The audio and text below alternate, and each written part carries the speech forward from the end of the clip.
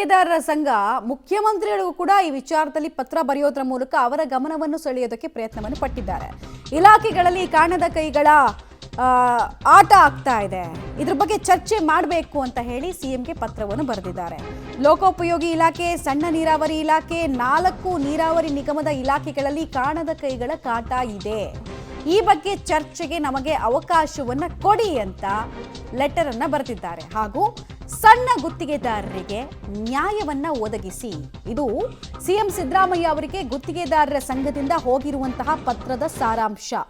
ನಮಗೆ ಅನ್ಯಾಯ ಆಗ್ತಾ ಇದೆ, ಹೇಳ್ಕೊಳ್ಳೋದಕ್ಕೆ ಜಸ್ಟಿಸ್ ಅನ್ನು ಕೊಡಿ, ಜೊತೆಗೆ ಹೇಳ್ಕೊಳ್ಳೋದಕ್ಕೆ ಒಂದು ವೇದಿಕೆಯನ್ನು ಕೂಡ ನೀವು ಕೊಡಬೇಕು ಅಂತ ಕೇಳ್ತಾ ಇದ್ದಾರೆ. ಮತ್ತೆ 4 ಇಲಾಖೆಗಳನ್ನು ಪ್ರಮುಖವಾಗಿ ಇಲ್ಲಿ ಹೆಸರಿಸಿದ್ದಾರೆ. ಇಷ್ಟು ದಿನ ಅವರಂತೆ ಇವರಂತೆ ಅಂತ ಅಂತೆ ಮಾತುಗಳಿತ್ತು. ಬಟ್ ಗುತ್ತಿಗೆದಾರರ ಸಂಘ ಈಗ ನೇರ ಆರೋಪ ಮಾಡ್ತಾ ಇರೋದು PWD ಇಲಾಖೆ ಮೇಲೆ, ಸಣ್ಣ ನೀರಾವರಿ ಇಲಾಖೆ ಮೇಲೆ. ಇದರ ಜೊತೆಗೆ DCM DK ಶಿವಕುಮಾರ್ ಅಂಡರಲ್ಲಿ ಬರುವಂತಹ ಕೆಲ ಇಲಾಖೆಗಳ ಬಗ್ಗೆ ಕೂಡ ಇಲ್ಲಿ ಅಸಮಾಧಾನಗಳು ಇರೋದು ನೀವು ಗಮನಿಸ್ತಾ ಇದ್ದೀರಾ. ಜ್ಯೇಷ್ಠತೆ ಆಧಾರದಲ್ಲಿ ಹಣ ಬಿಡುಗಡೆ ಮಾಡಬೇಕು ರೂಲ್ಸ್ ಪ್ರಕಾರ, ಅದು ಫಾಲೋ ಆಗ್ತಿಲ್ಲ ಅಂತ ಹೇಳ್ತಿದ್ದಾರೆ ಲೆಟ್ರಲ್ಲಿ. ಡೀಟೇಲ್ಸ್ ಕೊಡ್ತಾರೆ, ನೇರ ಸಂಪರ್ಕದಲ್ಲಿ ಜಾಯ್ನ್ ಆಗ್ತಾ ಇದ್ದಾರೆ ಲೋಕೇಶ್. ಈಗ ಈ ಪತ್ರ ಸರ್ಕಾರಕ್ಕೆ ತಲುಪಿದೆಯಾ? ಸೊ ಅವ್ರದ್ದು ರಿಯಾಕ್ಷನ್ ಯಾವ ರೀತಿ ಇದೆ? ಆಮೇಲೆ ಒಟ್ಟು ಬಾಕಿ ಉಳಿಸ್ಕೊಂಡಿರುವಂತಹ ಮೊತ್ತ ಎಷ್ಟು ಬರೀ ಸಣ್ಣ ಗುತ್ತಿಗೆದಾರರಿಗೆ ಅಂತ?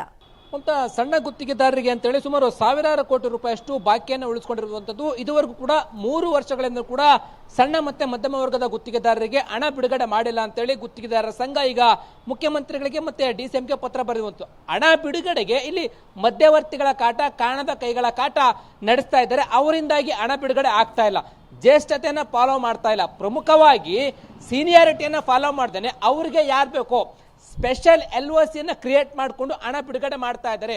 ಸ್ಪೆಷಲ್ LOC ಇಲಾಖೆಗಳಲ್ಲಿ ಕ್ರಿಯೇಟ್ ಮಾಡುವಂಥದ್ದು ಯಾಕೆ? ಸೀನಿಯಾರಿಟಿ ಮೇಲೆ ಹಣ ಬಿಡುಗಡೆ ಮಾಡಬೇಕು ಅಂತದ್ರಲ್ಲಿ ಸ್ಪೆಷಲ್ LOC ಬರೀ ಈ ಇಲಾಖೆಗಳಲ್ಲಿ ಕ್ರಿಯೇಟ್ ಮಾಡಿಕೊಂಡು ಯಾರು ಬೇಕೋ ಅವ್ರಿಗೆ ಹಣ ಬಿಡುಗಡೆ ಮಾಡ್ತಾ ಇದ್ದಾರೆ ಅಂತಂದ್ರೆ ಅದರ ಹಿಂದೆ ಇರ್ತಕ್ಕಂಥ ಕಾಣದ ಕೈಗಳು ಯಾರು? ಇದನ್ನ ಹಣ ಬಿಡುಗಡೆ ಮಾಡ್ತಾ ಇರೋದ್ರ ಬಗ್ಗೆ ಪ್ರಶ್ನೆ ಮಾಡಿದ್ರೆ, ಅಧಿಕಾರಿಗಳನ್ನ ಪ್ರಶ್ನೆ ಮಾಡಿದ್ರೆ ನಮಗೆ ಗೊತ್ತಿಲ್ಲ ಅಂತಾರೆ, ಸೆಕ್ರೆಟರಿನ ಕೇಳಿದ್ರೆ ನಮಗೆ ಗೊತ್ತಿಲ್ಲ ಅಂತಾರೆ, MDನ ಕೇಳಿದ್ರೆ ನಮಗೆ ಗೊತ್ತಿಲ್ಲ ಅಂತ ಹೇಳ್ತಾರೆ. ಯಾರಾಗಾದ್ರೆ ಯಾರು?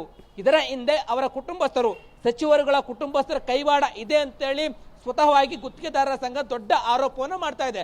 ಮುಖ್ಯಮಂತ್ರಿಗಳಿಗೆ ಬಹಿರಂಗವಾಗಿ ಪತ್ರ ಬರೀತಾ ಇದ್ದಾರೆ. ಇದರಲ್ಲಿ ಕಾಣದ ಕೈಗಳು, ಮಧ್ಯವರ್ತಿಗಳ ಕಾಟ ಇದೆ. ಮಧ್ಯವರ್ತಿಗಳು ಯಾರು, ಕಾಣದ ಕೈಗಳು ಯಾರು ಅಂತೇಳಿ ಇದ್ರ ಬಗ್ಗೆ ಚರ್ಚೆ ಆಗಬೇಕು. ಚರ್ಚೆ ಆಗಿ ಸಮಸ್ಯೆಯನ್ನು ಬಗೆಹರಿಸಬೇಕು. ಒಂದು ವೇಳೆ ಈ ಸಮಸ್ಯೆ ಬಗೆಹರಿಸ್ತಾ ಹೋದ್ರೆ ಎಷ್ಟೆಷ್ಟು ಪೇಮೆಂಟ್ ಡಿಮ್ಯಾಂಡ್ ಇಡ್ತಾ ಇದ್ದಾರೆ, ಏನೆಲ್ಲ ಆಗ್ತಾ ಇದೆ, ಎಷ್ಟು % ಇದೆ ಅಂತೇಳಿ ಬಹಿರಂಗವಾಗಿ ತಿಳಿಸ್ತೀವಿ ಅಂತೇಳಿ ಈಗ ಗುತ್ತಿಗೆದಾರರ ಸಂಘ ಮುಖ್ಯಮಂತ್ರಿಗಳಿಗೆ ಪತ್ರವನ್ನ ಬರೆದಿರುವಂಥದ್ದು. ಪ್ರಮುಖವಾಗಿ ಗುತ್ತಿಗೆದಾರರು ಹೇಳ್ತಾ ಇರುವಂಥದ್ದು, ಬೋಸರಾಜ್ ಅವರ ಸಚಿವರ ಮಗ ಎಲ್ಲದರಲ್ಲೂ ಕೂಡ ಹಸ್ತಕ್ಷೇಪವನ್ನು ಮಾಡ್ತಾರೆ. ಎಲ್ಲದರಲ್ಲೂ ಕೂಡ ಹಸ್ತಕ್ಷೇಪವನ್ನು ಮಾಡಿ ಯಾರಿಗೆ ಬೇಕು ಅವ್ರಿಗೆ ಹಣವನ್ನು ಬಿಡುಗಡೆ ಮಾಡ್ತಾ ಇದ್ರೆ, ಸತೀಶ್ ಜಾರಕಿಹೊಳಿ ಅವರ ಕುಟುಂಬ ಅವ್ರದ್ದು ಕೂಡ ಇಲ್ಲಿ ದರ್ಬಾರನ್ನ ಮಾಡ್ತಾ ಇದ್ದಾರೆ ಅಂತೇಳಿ ಆರೋಪವನ್ನು ಮಾಡ್ತಾ ಇದ್ದಾರೆ. ಅಂದ್ರೆ ಇಲ್ಲಿ ಸರ್ಕಾರಿ ಇಲಾಖೆಗಳ ನಿರ್ವಹಣೆಯನ್ನ ಕುಟುಂಬಸ್ಥರು ದರ್ಬಾರನ್ನು ಮಾಡ್ತಾ ಇದ್ರೆ, ಅವ್ರ ಕುಟುಂಬಸ್ಥರು ಹಸ್ತಕ್ಷೇಪವನ್ನು ಮಾಡ್ತಾ ಇದ್ದಾರೆ ಅಂತೇಳಿ ಬಹಿರಂಗವಾಗಿ ಈಗ ಗುತ್ತಿಗೆದಾರರು ಹೇಳ್ತಾ ಇರುವಂತದ್ದು. ಇದಕ್ಕೆ ನ್ಯಾಯ ಒದಗಿಸ್ಬೇಕು ಅಂತೇಳಿ ಆಗ್ರಹ ಮಾಡ್ತಾ ಇದ್ದಾರೆ. ಸಣ್ಣ ಮತ್ತು ಮಧ್ಯಮ ವರ್ಗದವರಿಗೆ ಹಣ ಬಿಡುಗಡೆ ಮಾಡದೆ ದೊಡ್ಡವ್ರಿಗೆ 100-150 ಕೋಟಿ ಅಷ್ಟು ಹಣ ಬಿಡುಗಡೆ ಮಾಡ್ತೀರಾ? 5 ಲಕ್ಷ 50 ಲಕ್ಷದ ಒಳಗಡೆ ಇರ್ತಕ್ಕಂಥ ಸಣ್ಣ ಮತ್ತೆ ಮಧ್ಯಮ ವರ್ಗದ ಗುತ್ತಿಗೆದಾರರಿಗೆ ಹಣ ಬಿಡುಗಡೆ ಮಾಡಲ್ಲ ಅಂತೇಳಿ ಆರೋಪವನ್ನು ಮಾಡ್ತಾ ಇರುವಂತದ್ದು. ಮಮತಾ, ಧನ್ಯವಾದ ತಮ್ಮ ಮಾಹಿತಿಗಾಗಿ ಲೋಕೇಶ್. ಒಟ್ನಲ್ಲಿ ಸರ್ಕಾರದ ಆಸ್ತಿಯನ್ನ ತಮ್ಮ ಆಸ್ತಿ ಅನ್ನೋ ರೀತಿ ಅನುಭವಿಸ್ತಾ ಇದ್ದಾರೆ ಕುಟುಂಬಸ್ಥರು ಅನ್ನೋದು ಆರೋಪ. ಬಿಜೆಪಿ ಸರ್ಕಾರಕ್ಕಿಂತ ಕಾಂಗ್ರೆಸ್ ಸರ್ಕಾರದಲ್ಲಿ ಹೆಚ್ಚು ಕಮಿಷನ್ ಅಂತ ಹಿಂದೆ ಕೂಡ ಇದೇ ಆರೋಪವನ್ನು ಮಾಡಿದ್ರು, ಈಗಲೂ ಅದನ್ನ ಕಂಟಿನ್ಯೂ ಮಾಡ್ತಾ ಇದ್ದಾರೆ. ಗುತ್ತಿಗೆದಾರರ ಸಂಘದ ಅಧ್ಯಕ್ಷ ಮಂಜುನಾಥ್ ಅವರು ಮತ್ತೊಂದು ಬಾಂಬನ್ನು ಸಿಡಿಸ್ತಾ ಇದ್ದಾರೆ. ಹಳೆ ಕಾಲದ LOCಗೆ ಹೆಚ್ಚು ಪೇಮೆಂಟ್ ಅನ್ನ ಸಂಗ್ರಹಿಸ್ತಾ ಇದ್ದಾರೆ. ಹಿಂದಿನ ಸರ್ಕಾರಕ್ಕಿಂತ ಹೆಚ್ಚು ಪೇಮೆಂಟ್ ಅನ್ನ ಇವರು ಕಲೆಕ್ಟ್ ಮಾಡ್ತಾ ಇದ್ದಾರೆ. ಇದು ಪಬ್ಲಿಕ್ ಟಿವಿಗೆ ಗುತ್ತಿಗೆದಾರರ ಸಂಘದ ಅಧ್ಯಕ್ಷ ಮಂಜುನಾಥ್ ಅವರು ಕೊಟ್ಟಿರುವಂತಹ ಹೇಳಿಕೆ. ಕಮಿಷನ್ ವಿಚಾರದಲ್ಲಿ ಕಂಪೇರ್ ಮಾಡಿದ್ರೆ ಬಿಜೆಪಿನ ಕಾಂಗ್ರೆಸ್ ಅಂತ ಕೇಳಿದ್ರೆ ಕಾಂಗ್ರೆಸ್ನವರು ಹೆಚ್ಚು ಪೀಕ್ತಾ ಇದ್ದಾರೆ ಅನ್ನೋದು ಆರೋಪ.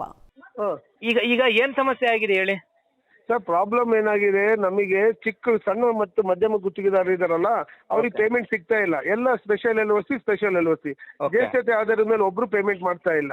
ಆಮೇಲೆ ಎಲ್ಲರೂ ಈಗ PWD ಯಾರೋ ಒಬ್ರು ಕಾಣದ ಕೈ ಇಡೀ PWD ಕಂಟ್ರೋಲ್ ಮಾಡ್ತಾ ಇದೆ. ಆಮೇಲೆ ಇದರಲ್ಲಿ 4 ನಿಗಮಗಳಲ್ಲಿ 4 ಲೆಟರ್ ಬರೆದ್ರು ಕೂಡ ಅಲ್ಲಿ ಎಲ್ಲ ದೊಡ್ಡವರಿಗೆ ಪೇಮೆಂಟ್ ಮಾಡ್ತಾ ಇದಾರೆ ಹೊರತು 5 ಲಕ್ಷದಿಂದ 50 ಲಕ್ಷ ಇರೋರಿಗೆ ಯಾರಿಗೂ ಪೇಮೆಂಟ್ ಮಾಡ್ತಾ ಇಲ್ಲ. ಯಾರು ಕಾಣದ ಕೈಗಳು? ಅಸಂಬಂಧಿಕರುಗಳು ಎಲ್ಲರೂ ಒಬ್ರೊಬ್ರು ಸಂಬಂಧಿಕರನ್ನ ಇಟ್ಕೊಂಡು ಇಲಾಖೆ ನಡೆಸ್ಬಿಟ್ರೆ ಹೆಂಗಾಗುತ್ತೆ ಹೇಳಿ ನೋಡೋಣ. ಇದು ಯಾವ್ಯಾವ ಸಚಿವರು